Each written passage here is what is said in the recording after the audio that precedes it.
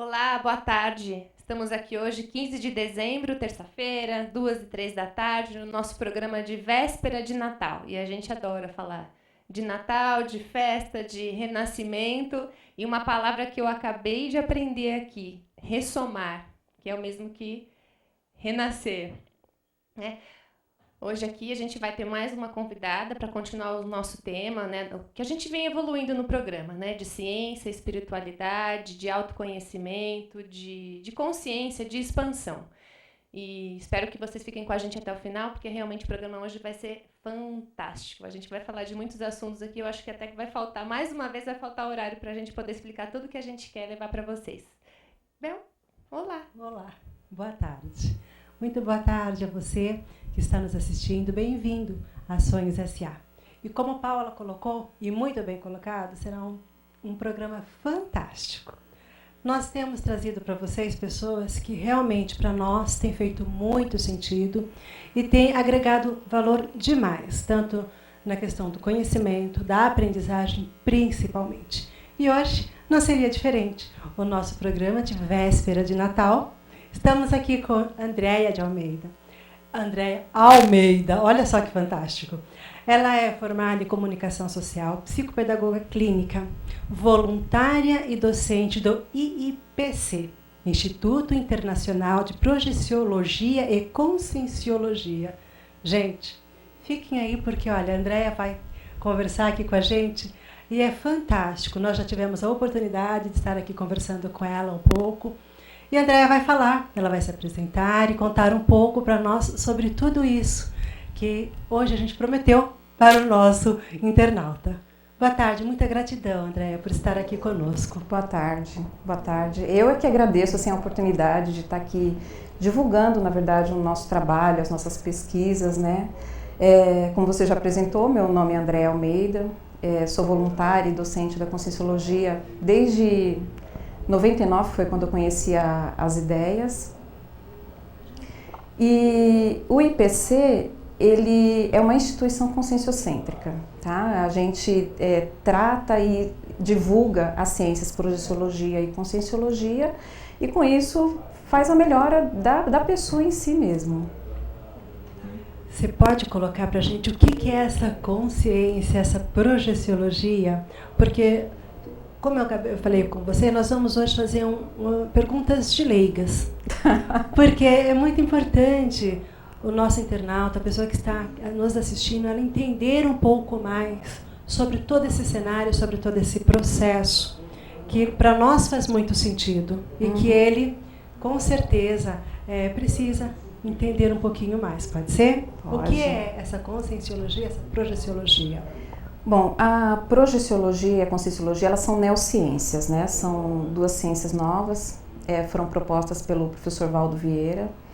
A conscienciologia, ela estuda a consciência de uma maneira integral, sobre um novo paradigma, que a gente chama de paradigma consciencial, no qual vai abordar a consciência realmente inteira, percebendo as suas múltiplas vidas, ou seja, as várias existências que ela já teve e vai ter, a questão de bioenergias, de trabalhar com as suas próprias energias, de multidimensionalidade, ou seja, sobre várias dimensões, sobre o foco da autopesquisa e sobre o universalismo, mas principalmente sobre a cosmoética, que é uma ética moral que abrange todas as consciências de uma maneira única mesmo, respeitando cada uma a sua maneira. E a projeciologia, ela é um subcampo da conscienciologia, é uma especialidade da conscienciologia que estuda a projeção da consciência para fora do corpo, ou seja, os fenômenos que acontecem com a consciência, os fenômenos parapsíquicos que acontecem com a gente. Nós conhecemos o Instituto, né? Vimos uma palestra, então a gente entendeu um pouquinho assim, do que se trata o tema. E uma das coisas que me chamou a atenção foi exatamente que o Valdo Vieira, ele era ele é um médico, foi um médico, faleceu esse ano, e ele era um médico espírita, ou ele era um espírita, ele acabou estudando medicina, e você sabe falar pra gente como que foi essa transição, o que o levou ele a criar essa nova ciência, esses novos estudos, as próprias experiências? Você poderia nos falar um pouquinho sobre isso? O professor Valdo, ele começou a ter as experiências muito criança. Com 3, 4 anos ele já tinha fenômenos parapsíquicos, de sair do corpo, de clarividência, vários fenômenos. A família dele já era espírita. Porém, ele não foi um médico espírita, ele fez medicina, ele fez odontologia, teve consultório, até para formar realmente o que a gente chama de pé de meia. E aí ele foi convidado mais ou menos, quando ele está com uns 23 anos, para trabalhar no centro espírita. Inclusive ele trabalhou muito tempo com o Chico Xavier. Só que ele já tinha algumas ideias do que ele precisava fazer dentro da questão evolutiva das consciências, só que com um foco mais científico, não com um foco religioso, que era o foco do espiritismo, né? Que é hoje o foco do espiritismo. Ele trabalhou, acho que mais ou menos uns 10 anos, tem livro psicografado com o Chico Xavier, só que dentro do espiritismo ele não tinha abertura para trazer essas ideias mais científicas. E aí foi aí que ele fez o desligamento e começou a publicar os livros. O primeiro livro foi o Projeções da Consciência, né, que é esse daqui, Projeções da Consciência, que mostra as experiências que ele teve fora do corpo, bem detalhadas. E ele já estava escrevendo o Projeciologia, que é esse tratado aqui. Uau! Ele tem mais de 1.200 referências bibliográficas, né? Então, quando ele publicou esse Projeciologia, foi quando deu início à ciência. Primeiro Projeciologia e depois, com a publicação em 94 dos 700 experimentos, a Conscienciologia. Justamente pela necessidade de evoluir no tema mesmo. E com o espiritismo ele estava limitado, justamente pelo paradigma que é estruturado, né, todo o espiritismo. Foi mais nesse sentido mesmo. Bem interessante quando você coloca, porque na evolução dos nossos temas, nós sempre dissemos a importância da espiritualidade é andar de mãos dadas com a ciência. Isso. E hoje nós estamos, né, trazendo um tema bem fantástico, porque de uma forma ou de outra, ele começou num processo e como todo ser humano, no processo de evolução, ele migrou para um outro cenário e não abandonou. Né? Porque a gente não consegue abandonar a partir do momento que você já tem toda uma vivência. Como você falou, ele fez alguns trabalhos com o Chico Xavier. Então, você não abandona, você só passa a agregar mais valor, aí nesse caso de realmente conhecimento, de pesquisa, né? Para deixar as pessoas mais lúcidas, vamos usar ou mais consciente. É o bom. Lúcida. A lucidez, né? Trazer uma lucidez para as consciências. E quando você fala da cosmoética, né? São várias consciências, isso, me corrija se eu estiver errada, porque a gente em seguida vai falar de um outro tema. Tá. São várias consciências, todas elas se respeitando. Isso. Que aí você vem para a gente estuda muito também a quântica, somos todos um. A partir do momento em que respeitamos as consciências em qualquer nível, a gente está em processo de evolução. Ele também tem isso no tratado dele, na forma de pesquisa? Na verdade, a cosmoética ela é uma das nossas bases do paradigma. É o desenvolvimento da cosmoética, ou seja, cada um tem a sua ética pessoal, tem ética aí de país, né? Só que cada um tem a sua ética pessoal e a questão é aumentar, cada vez mais ampliar essa ética. E a cosmoética, na verdade, se a gente pega para comparar, para fazer uma análise de um serenão, que na escala evolutiva é o nosso modelo de desenvolvimento, ele atingiu 100% das qualificações, do seu desenvolvimento aqui nesse planeta, a gente busca chegar na cosmoética que ele vivencia. E que às vezes a gente só começa a ver que aquilo que a gente fazia já era anticosmoético e a gente não sabia, de acordo com a nossa evolução também. Então a nossa melhoria vai ampliando a nossa visão sobre a cosmoética e de como que a gente às vezes era tão antiético com algumas coisas, por falta de conhecimento talvez, e aí você vai melhorando nisso. Então tem a definição de cosmoética, mas assim, a vivência dela é diária e é para frente, sempre. Não tem um fim, vamos dizer assim, né? tem uma coisa bem interessante do Instituto, que é não acredite... Isso, aí é o princípio da descrença, que é o que nos diferencia em muito das religiões. Não acredite em nada, nem mesmo no que eu estiver falando aqui. Tenha suas experiências pessoais. Isso pra gente é muito fantástico. Porque precisa fazer sentido, né? Estar ouvindo. Sim. Fazer sentido. Quando a gente estava conversando antes de iniciar aqui o programa, antes de você chegar, e a gente debatendo sobre o tema. É engraçado isso, né? Eu sempre trago para minha formação. Eu sou fisioterapeuta, trabalhei 10 anos na ACD.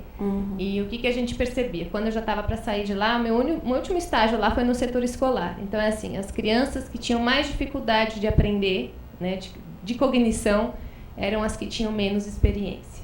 Né? Eram as mais graves, assim, motoramente. Então, assim, o número de experiências que elas tiveram, baixo, alto, grande, pequeno, quente, frio, né, pesado, leve, esses conceitos que você aprende pela experimentação, você cria uma dificuldade na própria consciência, de você conseguir criar, na verdade, ramificações nervosas. Você não consegue atingir, porque falta estágio. É como você disse da espiritualidade, ele foi somando. A gente soma conhecimento, vai somando, né? Vai renascendo. Cada conceito vai renascendo para você a partir da soma desse todo. Isso. E isso que dá essas... Que é a partir essa criação de sinapses, né? Que a gente gera justamente com as experiências, com o aprendizado, elas ficam no nosso paracérebro, de alguma maneira, que é o nosso cérebro extrafísico, do nosso psicossoma, ou seja, do nosso espírito, que o pessoal chama por aí. E você leva isso para outras existências. Então, o conhecimento realmente, a experiência, é o que você leva de bagagem. E é o que você recupera quando ressoma, quando renasce e utiliza. Então, uma das coisas que a gente estuda muito é assim, não existe dom. Ninguém ganha dom porque os olhos são bonitos, nada disso. É tudo mérito, é tudo... Porque a pessoa trabalhou aquele aspecto, seja nessa existência, seja em outras, e traz isso. E a falta de experiência não vai gerar esse tipo de aprendizado, como você falou, né? Sim. Você está falando assim, é engraçado isso, de aprendizado. A gente vai somando essas experiências e você vai criando uma consciência maior. A gente também costuma falar aqui muito de energia, de ressonância. Isso. Né? Como que a conscienciologia vê isso? Por exemplo, vê a situação atual do país que a gente está. Pois é, a situação atual do país, verdade, do mundo, né? na verdade, do mundo, eu diria. Na verdade, é isso que a gente gostaria de colocar. Não precisa ser essa situação, pode ser até uma situação menor. Mas isso tem a ver com a cosmoética que você falou. Tem a ver com a cosmoética, mas e tem a ver com a assistência em geral das consciências. Tem um outro tratado que eu não trouxe, que chama Homo Sapiens Reurbanizatus. E trata justamente das reurbanizações extrafísicas, que são a melhoria dos ambientes, melhoria das pessoas. E o que a gente estuda é que nesse atual momento existencial, muitas consciências já estão melhores, é um paradoxo, né? Justamente por muitas consciências já estarem melhores, elas têm condições de receber consciências que estão em um estágio mais doente. Então, há um resgate dessas consciências no extrafísico, ou seja, em outra dimensão, e elas ressomam para melhorarem junto com a gente. Ou seja, está realmente ressomando consciências com diversos problemas. A gente tem uma lista grande de cons-réus, que a gente chama, que são consciências assim, desequilibradas mesmo. Porém, o mundo está melhor para recebê-las e fazer com que elas melhorem. É muito contrastante. Então, a gente vê que é um momento de evolução mesmo do planeta. É um paradoxo, né? É um paradoxo. Ao mesmo tempo que tem tanta violência, tem tanta corrupção, tem assistência também acontecendo por outros lados. E para essas consciências, elas ressomarem agora, é uma chance realmente de melhoria. Porque o corpo físico, ele restringe a manifestação. Então, ela é obrigada a se manter em alguns padrões, mesmo que ela não queira, e com isso ela vai aprendendo. Né? Não sei se eu estou conseguindo trazer... Bem interessante a colocação do mérito que você fez. Nós tivemos aqui a Laís, né? E ela falou da configuração, onde você está vivendo, né? É uma configuração e você tem muito a aprender nessa configuração. Então, você faz escolhas diárias. Então, uma oitava acima, se você faz uma escolha que te eleva, faz com que você comece a evoluir nesse processo, porque se você está vivendo nesse cenário, é porque tem um processo de evolução. Esse mérito, como você falou, né, é bem interessante, porque muitas pessoas, elas não estão acostumadas a entender o que é mérito. Por exemplo, beleza. A beleza, ela é subjetiva. Subjetiva, exato. E a pessoa, ela não tem dimensão da beleza interna, porque ela passa só a olhar a externa. Então, esse mérito que você colocou fez muito sentido e veio ao encontro da oitava acima. Por quê? Se estamos num processo de evolução, é evolução de consciência. Se estamos aqui acolhendo essas consciências que estão vindo, que são consciências que estão num processo maior de evolução, nós estamos no mérito ou no demérito? Esse é bem interessante, porque nós estamos escolhendo a cada momento uma oitava acima. Estar escolhendo essa oitava acima é acolher todo esse processo que o planeta está vivendo, porque a gente vê muitas pessoas vibrando pelo planeta, vibrando pelo país. É estar realmente nessa oitava acima. O próprio trabalho do Instituto, o seu é voluntário, né? Consciencial, mas é voluntário. Então a gente vê também instituições assim, dessa forma, agregando valor. Eu não sei se agregando ou distribuindo, porque já parece que é uma coisa agora que veio por mérito. A gente só está vindo aqui para poder fazer o quê? Expandir. Expandir, evoluir, exatamente. Primeiro que se você usa, igual você usou a palavra escolher. Quando a pessoa escolhe, já é um mérito assim gigantesco. Você poder escolher aonde você vai ressomar, escolher a família que você vai viver, escolher o bairro, escolher o seu grupo. A gente tem um termo que a gente utiliza que chama proexis, programação existencial. Então, antes da gente ressomar, da gente renascer, a gente faz todo um planejamento da sua próxima existência. E aí entra realmente o mérito. E às vezes o mérito, ele é muito distorcido mesmo. Porque a visão de sucesso da sociedade nossa é de muito dinheiro, é de muita beleza, né? E para nós não é isso. Às vezes o mérito para aquela pessoa é justamente nascer numa família simples, humilde, em que ela vai ajudar todo aquele grupo que é o dela. Ou seja, ela está tendo a oportunidade de resgatar e ajudar o grupo dela de outras existências. E que se ela viesse numa família com condições financeiras melhores, ela não poderia fazer isso. Então, o mérito também está muito restrito à individualidade da pessoa, ao histórico de vida dela. Então, o que é mérito para um pode não ser o mérito para o outro. O que é beleza para um pode, na verdade, prejudicar a programação existencial do outro. Então, é muito individual, é muito... E aí entra a questão de não... Ao mesmo tempo que você tem uma comparação para medir a sua evolução, você não vai se comparar às outras pessoas, porque a sua história é única. Sim. Entendeu? Isso faz parte de um processo de despertar, né? Exatamente. Quando que essa pessoa desperta para isso? Quando, como, qual a forma, né? Como que vocês... eu acredito que vocês devam, né, levar as pessoas a esse autoconhecimento, a esse despertar. E como que é feito esse despertar? Como que isso é realizado? Então, a função específica do IPC hoje existem várias ICs, outras instituições conscienciocêntricas dentro de especialidades diferentes. Porém, o IPC, ele foi criado com a missão assim, de resgatar intermissivistas. O que seriam esses intermissivistas? São consciências que, antes de ressomar, fizeram essa programação existencial e renascem. E aí o IPC ajuda justamente na recuperação dessas informações.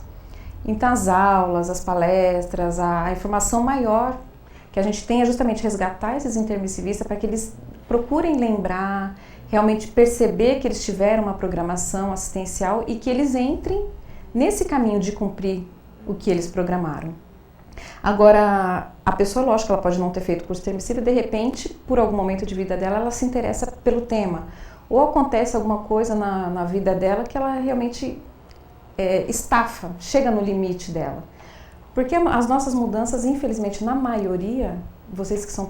coach sabe disso, as pessoas mudam quando não aguenta mais. E a gente tenta não chegar nesse ponto, a gente tenta planejar as nossas reciclagens, né? Agora, quando a pessoa ela é convidada para fazer um curso intermissivo no extrafísico, que ela foi resgatada, normalmente tem o mérito do que ela fez numa vida anterior. Qual foi o que despertou a atenção dos amparadores extrafísicos, ou seja, de consciências que estão ali para ajudar, e que esses amparadores enxergam aquela pessoa. Normalmente foi por uma assistência maior que ela fez, um número de pessoas maior que ela tentou ajudar, por mais que ela tenha errado, mas a intenção dela ali em ajudar um número de pessoas maior, ser líder de alguma situação que realmente ela tem opinião sobre várias pessoas e que ela melhorando, ela vai melhorar um número maior de pessoas. Então são vários fatores, mas normalmente está envolvido a assistência que a pessoa já tem ali de intenção de fazer para outras pessoas. É isso que mais desperta para essas ideias. Bem interessante você falar da intenção, né? Nós somos terapeuta Theta Healers também, e a gente fala que só a intenção, você não precisa nem fazer a comunicação, só a intenção já é suficiente, porque muitas vezes as pessoas, de boa intenção, tantos tá lugares cheio, está né? cheio. Não, mas nós temos intenções todos os dias, só o fato de você pensar em alguém, falar, poxa, eu posso ajudar. Mesmo que você não consiga, você teve a intenção de, você já teve um mérito maior, porque só o fato de você se disponibilizar para pensar isso, já te coloca à frente de outras pessoas, de outras consciências, é isso? Vou te trazer um termo novo, então, que também para nós é a base. Na Conscienciologia eu falei que tem várias especialidades. E a segunda especialidade é o Pensene, que a gente estuda, que é o pensamento, sentimento e energia. Ou seja, essas três coisas, elas estão indissociadas. Não tem como uma pessoa só pensar uma coisa, fazer outra, sem ter a dissociação. Então, o que a gente estuda é que o pensamento envolve um sentimento e exterioriza alguma energia para isso. Então, quando você tem realmente a intenção boa ou ruim, ou egoísta, vai te gerar aquela emoção e vai sair aquela energia. Então, quando a gente começa a trabalhar com as energias também, você começa a perceber as intenções das pessoas, né? Se a pessoa está falando uma coisa e está pensando ou sentindo outra, porque são indissociáveis. Então a leitura energética ajuda muito nisso. Só que aí, além da intenção, a pessoa precisa realmente fazer alguma coisa para sair só do foco das ideias, né? Que aí a gente chama de teática. Ou de verbação, que é o verbo mais ação. É você fazer, falar e realmente fazer, ser coerente. A tal né? congruência. Coerente, congruente. Fazer o que fala e falar o que faz. Exatamente. E a autopesquisa a gente busca chegar nesses pontos. Você vai se estudando, aprofundando o seu autoconhecimento para realmente chegar nessa coerência e a partir daí ver qual é o próximo passo. Bem legal. Andréa, é uma pergunta de fora o íntimo agora. Desde quando você se interessou por o que você faz hoje? Quando teve início? Quando teve esse despertar? Né? Você pode dividir com a gente? Foi uma experiência assim bem legal, assim, até porque me trouxe realmente para a realidade que eu buscava, né? Desde criança eu tinha as experiências e não sabia dar nome para elas. Tinha umas ideias natas assim de que eu tinha alguma coisa para fazer, de que tinha mais coisa, que não podia ser só aquilo. E aí, com mais ou menos 23 para 24 anos, eu fui trabalhar num local. E aí, um dos donos do local já estava na Conscienciologia, mas eu não sabia, não conhecia as ideias nem nada. E aí, eu tive um sonho.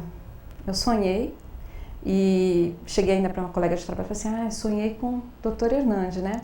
Aí ela falou assim, então tá, assim, mas não vai contar. Aí saí. Encontrei com ele vários metros depois, ele não tinha realmente encontrado com ela, ele pegou e olhou para mim e falou assim, o que a senhorita andou sonhando, hein? E para mim isso foi assim, a palavra-chave para eu querer saber o que fez ele saber o que eu sonhei, porque sonho, que a gente estuda, acontece no cérebro físico. Sim. Como que uma pessoa teve acesso ao que eu estava sonhando, né? Não pode, eu quero saber como é que foi isso. E aí eu fui conversar com ele. Perguntei como que ele sabia o que eu tinha sonhado, e aí ele me explicou, muito seriamente, ele me explicou todos os conceitos, e assim, ele tirou realmente uma venda dos meus olhos, trazendo a realidade daquilo que eu já buscava. Então, para mim, isso daí já foi, a vivência que eu tive foi a confirmação, eu não precisava de teoria, de ninguém me convencer de nada. entendeu? Porque eu tive realmente aquela experiência. É bem interessante. E como é que é para as pessoas próximas? Sim, pois porque é um desafio, não é? É um desafio. Primeiro porque a gente até brinca, né? Você não vai ser um consciência chato, né? De ficar querendo fazer com que as pessoas engulam a ideia que você acha que é importante. Então a gente estuda muito a questão do autoexemplo. Então você vai estudar, você vai fazer as suas mudanças e a sua mudança vai reverberar no outro. É o seu autoexemplo que vai falar por 1000 palavras e não vai ter informação, não vai ter nada que diga ao contrário, né? Quanto a fato, não há argumentos. Então, realmente, a gente prisma muito pela questão do autoexemplo, perante a família, perante os amigos. E aí, quando tem abertura, você traz alguma ideia, ou quando você faz alguma leitura energética que você sabe que aquele tema vai conseguir esclarecer aquela pessoa, você faz a abordagem. Mas a gente sempre tenta respeitar o limite do outro e realmente não fazer com que o outro tente entender, senão vira religião. Perfeito. Sabe que nós tivemos aqui o Gilberto, né, Paula? E o Gilberto, nós falamos de um tema que foi bem interessante, que ele falou, eu te amo e eu te gosto. Né, o eu te amo é uma coisa muito ampla, né, o amor incondicional para com as pessoas. Ele falou assim, é melhor você dizer eu te gosto. Porque a relação homem e mulher, eu te gosto. Como é quando você está, né? Você está no processo. E hoje quem trouxe a Andréa foi o esposo. Né? E foi bem interessante, porque geralmente as pessoas vêm acompanhadas, porque a maioria dos nossos entrevistados são de São Paulo, e é GPS, é Waze. E como é que é, né, ter esse parceiro? Porque, na verdade, trabalhar algo intangível. Isso é intangível. Nós estamos a todo momento falando de consciência, de algo que não se toca, mas como você diz, pelo exemplo, a gente acaba, né, mudando. A gente muda e as pessoas vão nos observando. Um gesto que vale por 1000 palavras. Exato. Como é que é para o relacionamento das pessoas? Porque com certeza você deve ter lá no Instituto pessoas também que têm um processo de que eu estou aqui, mas a família não gosta. Inclusive no o que eu fui. Fui no PPE, isso. Eu falei o contrário. Tinha um senhor que ele falou exatamente isso. Olha, eu já conheço faz muito tempo. Ele ganhou o livro e ele falou assim, só que eu não vinha por causa da minha esposa. Minha esposa é muito católica, muito isso. Agora ela faleceu ano passado. E agora estou indo. Olha que interessante, né? E ele foi muito acolhido, é uma graça. E é exatamente isso. Como é que a gente pode... Porque a gente encontra, né, muitos casais nessa situação. Né? E como é um que vai para um lado e outro que vai para o outro. E você falou da dupla evolutiva. Nós sempre temos um bate-papo antes, né, Paula? Que é o... Pode mostrar você mesmo. A gente entrou nesse tema porque ela trouxe alguns livros para a gente. Muito obrigada, grata pelos livros. A gente vai, com certeza a gente vai se inteirar mais nos termos, mas eu acredito que só vai agregar e elucidar mais. É mais uma forma da gente poder expandir essa consciência sobre as duplas evolutivas. Pois é, a gente estuda realmente a questão de formação de dupla evolutiva justamente para acabar com a ideia de alma gêmea, de tampa de panela, de coisas que assim, principalmente as mulheres, né, ficam lá imaginando o príncipe encantado que vai realmente encontrar o amor da vida. Você vai realmente ter o amor pela pessoa, porque toda busca de assistência é justamente por se amar mais, mas um amor verdadeiro e puro, né? E a formação da dupla é justamente um casal em que tem essa condição de afetividade, né, sadia, sexualidade, porém com o objetivo em comum de ajudar outras pessoas. Então a principal base da dupla evolutiva é se unir para ajudar terceiros. E nisso eles vão se ajudando em suas reciclagens, no respeito, ou seja, um vai ajudando o outro a melhorar e os dois juntos ajudando outras pessoas a melhorarem. O ideal é o quê? É que eles para fazerem isso numa sintonia, estejam na mesma linha também de conhecimento. E o que acontece quando você me perguntou, nós não estamos na mesma linha de conhecimento. Porém, isso não impede todo o apoio e companheirismo que a gente tem. E principalmente de respeito, porque uma das coisas da dupla evolutiva e de toda a base de relacionamento, que a gente estuda muito, é um binômio. Admiração, discordância. Ou seja, você admira aquela pessoa, admira o que ela tem de melhor, mesmo assim você discorda. E convive bem com isso. Então, a gente trabalhando essa questão do binômio, você consegue conviver com qualquer realidade de outras pessoas. Respeitando, e o principal, porque senão a gente se torna muito arrogante, né? Fica com uma arrogância do saber. A gente aprende demais com elas. Então, a gente, ao mesmo tempo que a gente tem as nossas mudanças, que vai reverberando, eles nos ensinam muitas coisas. A troca é mútua, né? O tempo todo. Então, eu aprendo muito com o meu marido, que é de outra linha de conhecimento. Ele tem a crença dele e a gente se respeita muito. Porém, a gente discorda. Existe a admiração, porém... A discordância em alto grau. Mas andam. E aí o que mais assim fez com que ficasse mais harmonioso é justamente na hora que eu vi que eu poderia aprender muito mais com ele do que talvez ele comigo. Olha que fantástico. A dupla, a vivência da dupla evolutiva, ela traz a reciclagem muito mais profunda. Você conviver diariamente com outra pessoa. Então, às vezes as pessoas querem ficar sozinha porque é mais fácil, mas assim, a evolução vai mais rápido com outra consciência, porque é o tempo todo você realmente sendo ali testado. Se trabalhando. Se trabalhando. Isso me fez, assim, refletir muito, assim, é muito sério, porque normalmente o que a gente tem, né, no nosso padrão hoje em dia? Um casamento e logo você tem o quê? Os filhos. Então, assim, ajudar o próximo é ajudar o que está mais próximo ali da gente, né? Então, não adianta fazer trabalho muito voluntário, querer ajudar muito, se ali dentro, né, na nossa base, você não está assumindo ali aquela responsabilidade, porque também você assumiu, então, foi uma escolha. Assumir a responsabilidade por esse cuidar, né? Primeiro a família, primeiro é de dentro para fora, é do micro para o macro, né? Então, assim, esse entendimento, ele vai além, né? Mas, ao mesmo tempo, traz para o que é mais simples, né? Que o Gilberto comentou também no programa passado. É complexo. Primeiro com a gente, primeiro com a dupla, né? Primeiro eu sozinho, depois um casal, depois uma família, depois, né, uma organização, uma religião, social, da forma que a pessoa entende, uma comunidade, um condomínio. Você vai ampliando a sua assistência. Exatamente. O que acontece na dupla evolutiva, normalmente, isso não é regra, assim, a regra é mais se a pessoa escolhe por uma técnica que chama inversão existencial.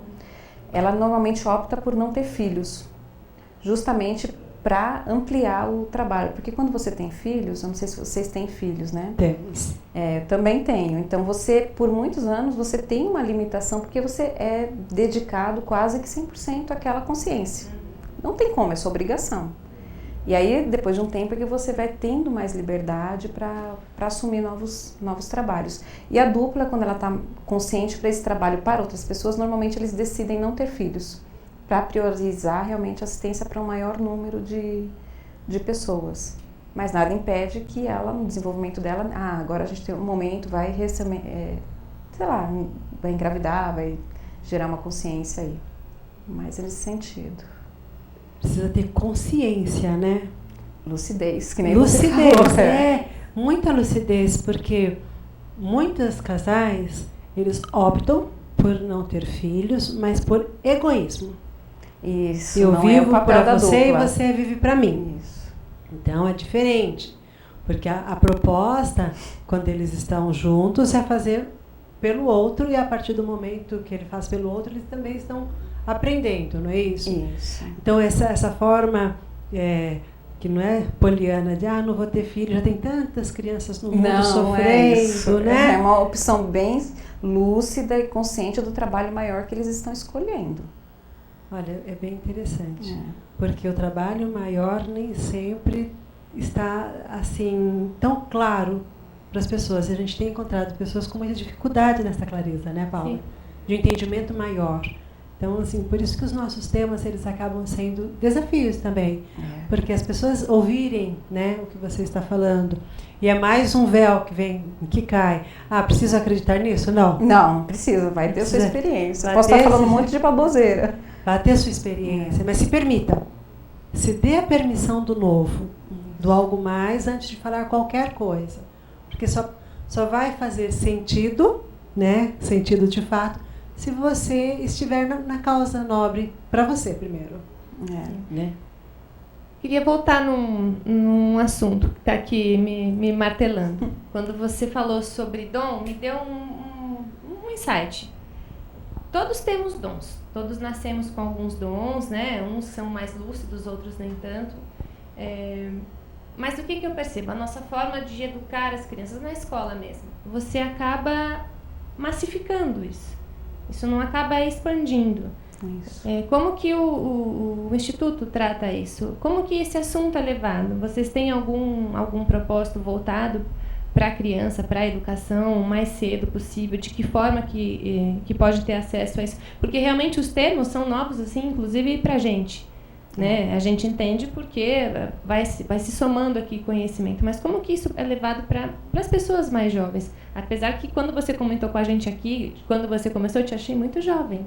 Ah, mas tem muito mais jovens. Na verdade, a gente tem lá em Foz, que é onde fica a sede, fica a maioria das ICs, tem o Tertuliário, que tem aulas, na verdade, todos os dias, do 12h30 às 14h, tem apresentação de verbetes, defesas de verbetes, que a gente chama.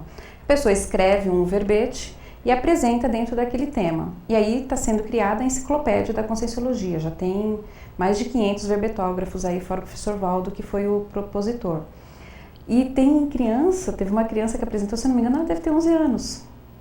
Ela apresentou um verbete lá, ela escreveu um verbete e apresentou. Então, a questão de idade aqui nessa existência ela é muito relativa, porque a consciência ela pode vir muito preparada com esses dons que, na verdade, a gente chama isso de traço-força que ela desenvolve.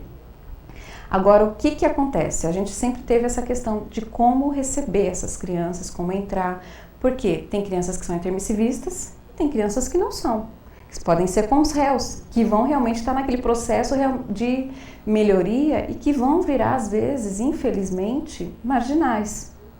Então, como você assiste essas consciências?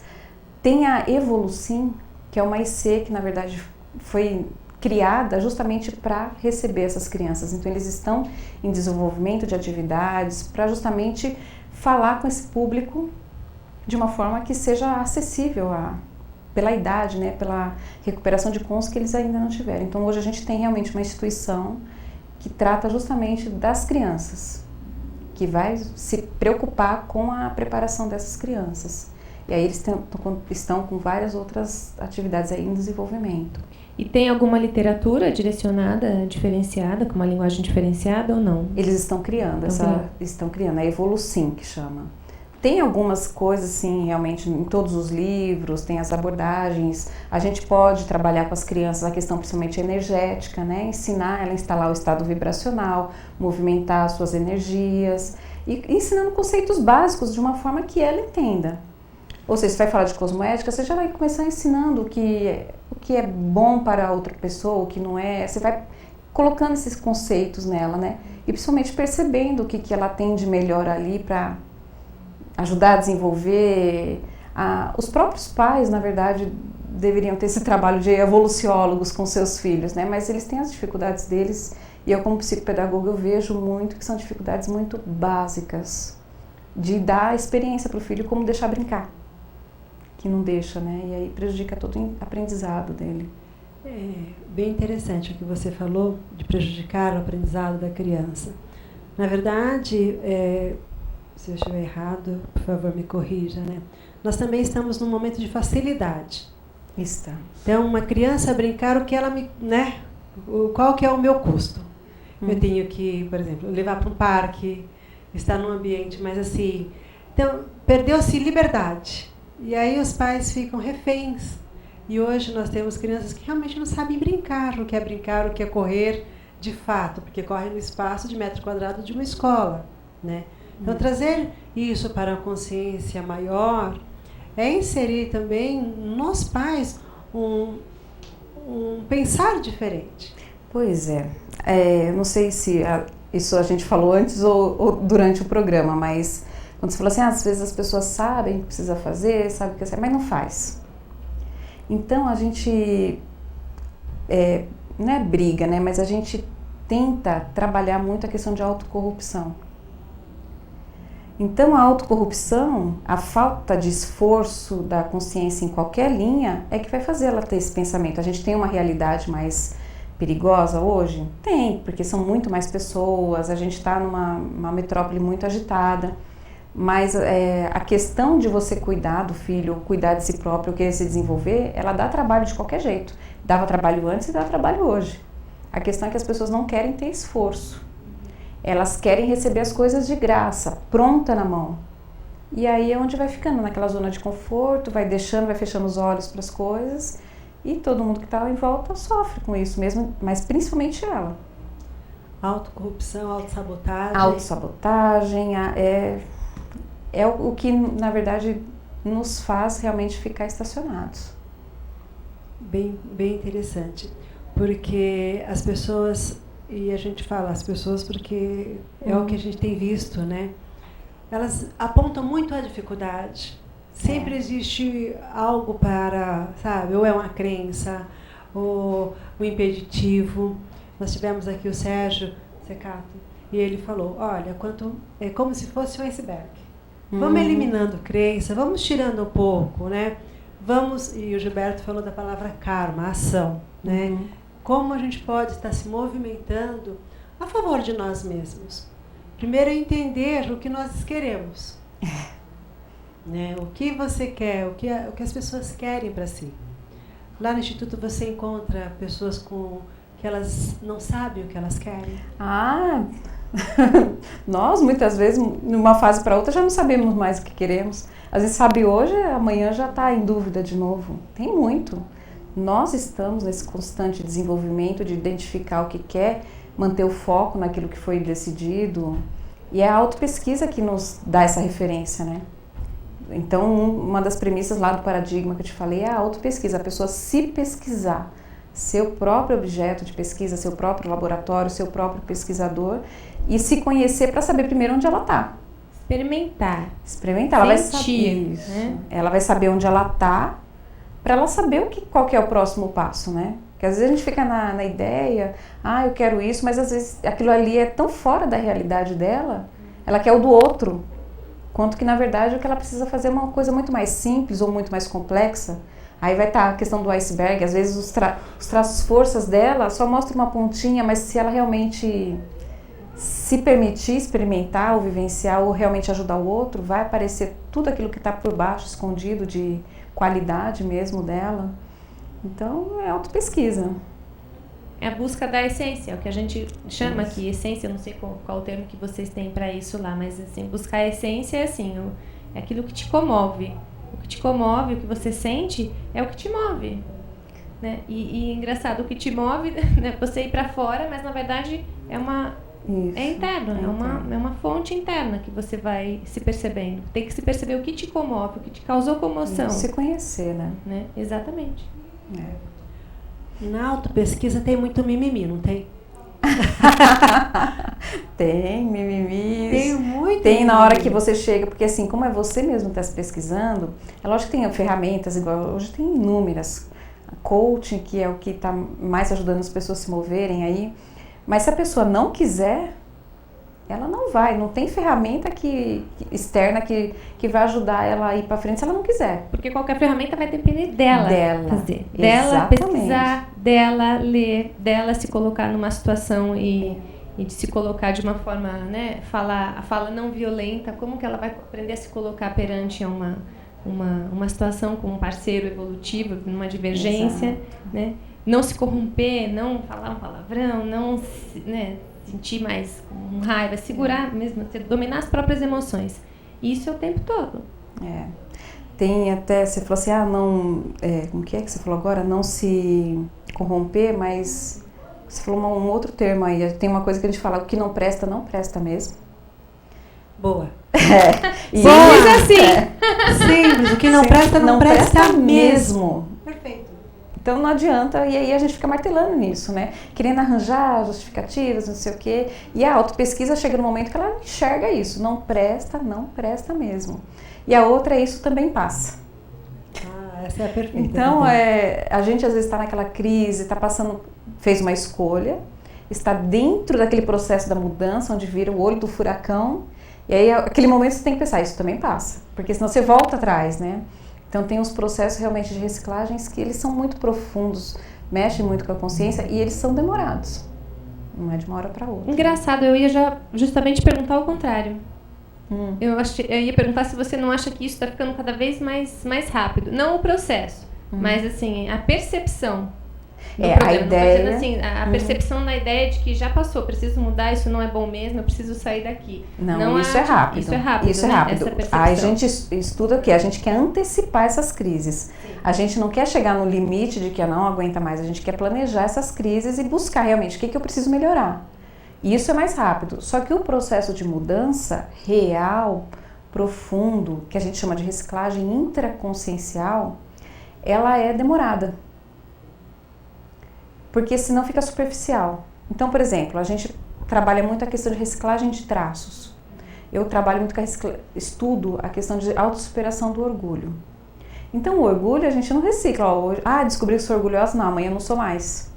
Então, tem todo um processo de descoberta do que é, de como você manifesta e de ações que vão fazer você realmente promover aquela mudança real dentro de você. E isso é que leva tempo. Porém, você começa, você inicia e vai mudando, até que você vai chegando no traço que você escolhe de novo. Nossa, isso você tem que trazer para uma consciência e para um momento presente o tempo todo. Você não pode estar se lamentando do que passou, nem com ansiedade do que você vai terminar ao longo do seu dia. Porque daqui a pouco eu vejo isso daqui. Quando você vê, você passou por cima de alguém, assim, com um comentário desse, né? Olha... A autopesquisa, ela é diária, 24 horas, fora do corpo. Ou seja, você se projeta, é autopesquisa, porque você vai se manifestar em outra dimensão, os seus traços, do mesmo jeito como você se manifesta aqui, só que sem a limitação do corpo físico, ou seja, vai ser muito mais amplo. Então, a reciclagem é 24 horas por dia. Só que com isso a gente aproveita mais o tempo. Boa. Ai, gente, eu tô assim, tá acabando o tempo. Você falou sobre antecipar a crise. Quem quer antecipar a crise? Fala pra mim. Nós, voluntários da Conscienciologia, buscamos isso. Exato, porque você precisa ter uma visão bem macro. Você tem que sair de uma caixinha muito... Então, vou te trazer outro conceito fantástico que a gente estuda na questão da assistência. A gente se reconhece e se entende como mini peça de um maxi mecanismo. Uau, mais Matrix que isso. E aí, a gente se reconhecendo, a gente vê a importância de funcionar bem, para que a assistência funcione também, né? Sim, assistência que é um sistema. Eu falo assim, né? Se a minha mão não funciona bem, meus braços, como que eu vou poder me alimentar? Aí eu vou ter que ter uma inteligência emocional, consciência, tratar bem, sabe assim, ser uma pessoa bacana para poder também ser alimentada. Não é ser bacana por ser, porque eu tenho um interesse, mas porque você necessita do outro. O outro é importante para você, para a sua sobrevivência, para as suas ideias partirem para o mundo, independente de você ter uma deficiência física ou não. Então a gente trabalha... Isso, independente de deficiências físicas. Né? Vocês trabalham de N formas. E trabalhando a inteligência evolutiva, mais do que a inteligência emocional. Fantástico. Bom, gente, a gente vai ficando por aqui. Realmente já acabou o tempo, a gente queria realmente perguntar algumas coisas a mais para a Andréia. Então, a gente vai se despedindo, sem deixar de agradecer ao Anderson Sá, nosso cabeleireiro e maquiador, ao João Amode, da Region Filmes, que fez a abertura do nosso programa, e a Simone Braga, que é a nossa fotógrafa, que são as pessoas que são os nossos parceiros, aqui, nossos colaboradores com o programa, além de todos os convidados que participam gratuitamente, que realmente, né, esses dias alguém me perguntou se a gente pagava pelas entrevistas, né? Na verdade, não. A gente tem aqui um valor de troca pelo espaço, porque a gente realmente entende que isso é uma missão, isso é importante, isso sim nos deixa muito feliz fazer o que a gente faz aqui, que é expandir realmente a consciência para poder viver melhor. Porque o que eu percebo? Quanto mais a gente às vezes expande também, a gente diminui um pouco o nosso ciclo das pessoas que entendem o que a gente vive. né? E isso nos dá um pouco mais de trabalho de transitar nesses mundos, né? De respeitar e trabalhar também o nosso, para não ser, como você disse, consciência chato. Consciência chato, O teta chato, o coach chato e tudo mais o tempo todo. A gente tem que segurar e às vezes ser só a mãe, ser só a professora de pilates, ser só a amiga, ser só a atleta, a jogadora de vôlei e ponto. E pontualmente e transitar nesses meios. Então a gente espera que você tenha gostado. Vou deixar aqui com a Isabel e com a Andréia para elas se despedirem de você. Andréia, muita gratidão. Gratidão, ela foi super disposta a vir ao programa e realmente fez toda a diferença. Hoje nós aprendemos muita coisa, né? O tempo é curto. Passa rápido, né? Eu passa achei rápido. E eu peço, né, se você pode deixar uma mensagem para o nosso internauta, uma mensagem de final de ano, uma mensagem para que ele entenda um pouco mais o processo dele aqui, nesta dimensão, nessa existência. E já te antecipo agradecendo muito a sua presença aqui hoje.